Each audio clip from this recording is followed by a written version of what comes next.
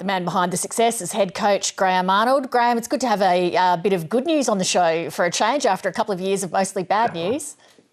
Yeah, of course. Well, I'm sorry about my voice before I start because, obviously a very emotional night last night for everybody. But, the boys were fantastic and we got the result that we needed and, I'm happy for everyone in Australia.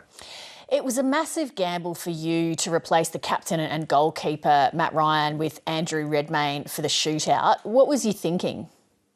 I learned something from the great man Gus Hiddink back in 2005 about how, making that type of substitution, just before the end of the game, how it can mentally affect the opposition or the penalty takers of the opposition that are wondering why we would do that or that I would do that.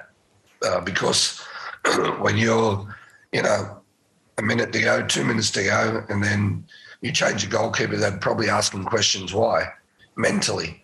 And, the one that they, missed a hit the post, well, it pretty much showed me that they felt that they had to get it right in the corners, that little bit extra further away from the goalkeeper because they knew that he must have been good at doing what he does. But, to do the wiggles, actions on the goal line, I think that also put the penalty takers off as well. I don't think they would have seen a nutcase like Andrew Redmayne do that type of thing before.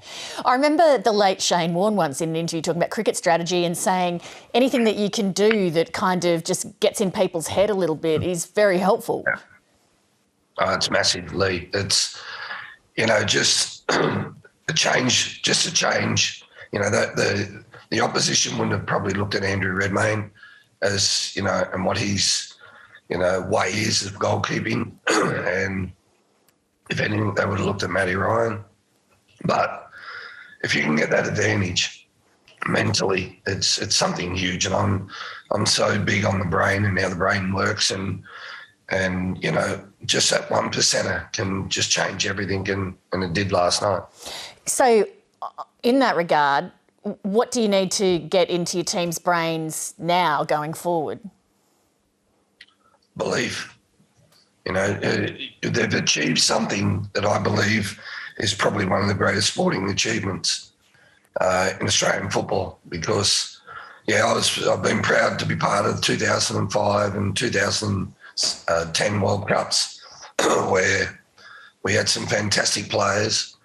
No one gave us a chance here.